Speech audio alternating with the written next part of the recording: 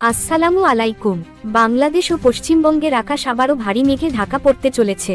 আবহাওয়া অফিস জানিয়েছে, সক্রিয় মৌসুমি বায়ুর প্রভাবে শিগগিরই শুরু হতে যাচ্ছে টানা বৃষ্টিপাত, যা আগামী কয়েকদিন অব্যাহত থাকতে পারে। এই সময় উত্তর, পূর্ব ও দক্ষিণাঞ্চলে কোথাও কোথাও ভারী থেকে অতি ভারী বর্ষণ নামতে পারে। বাংলাদেশের রাজধানী ঢাকা, বন্দরনগরী চট্টগ্রাম, সিলেট, খুলনা ও বরিশাল সহ অধিকাংশ জেলায় ভারী বর্ষণের পূর্বাভাস দেওয়া হয়েছে। পশ্চিমবঙ্গের কলকাতা, দার্জিলিং, মালদা, জলপাইগুড়ি এবং ২৪ পরগনাতেও শুরু হতে যাচ্ছে একটানা বৃষ্টি।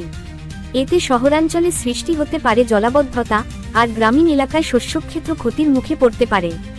আবহাওয়াবিদরা জানিয়েছেন, এ সময়ে উপকূলীয় অঞ্চলে জোয়ারের পানি বৃদ্ধি পেতে পারে। সমুদ্র বন্দরে সতর্ক সংকেত জারি করা হতে পারে। নদী তীরবর্তী এলাকায় বসবাসকারী মানুষদের প্রস্তুত থাকার পরামর্শ দেওয়া হয়েছে।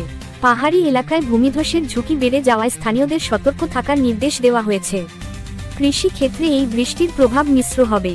আমন ধান ও কিছু ফসলের জন্য এই বৃষ্টি সহায়ক হলেও অতিরিক্ত পানিতে অনেক ক্ষেত ডুবে যেতে পারে। শাকসবজি চাষিরা বেশি ঝুঁকির মধ্যে রয়েছেন। তীব্র গরমে ক্লান্ত মানুষদের জন্য এই বর্ষণ সাময়িক স্বস্তি বয়ে আনবে, তবে দীর্ঘস্থায়ী বৃষ্টি মানুষের দৈনন্দিন জীবনে ভোগান্তি বাড়াতে পারে।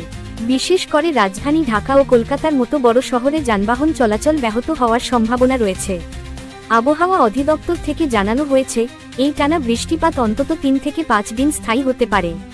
তাই বাংলাদেশ ও পশ্চিমবঙ্গের সাধারণ মানুষকে সতর্ক থাকতে এবং অপ্রয়োজনীয় বাইরে বের না হতে অনুরোধ করা হয়েছে। সর্বশেষ আবহাওয়া আপডেট পেতে নিয়মিত আমাদের সাথে থাকুন।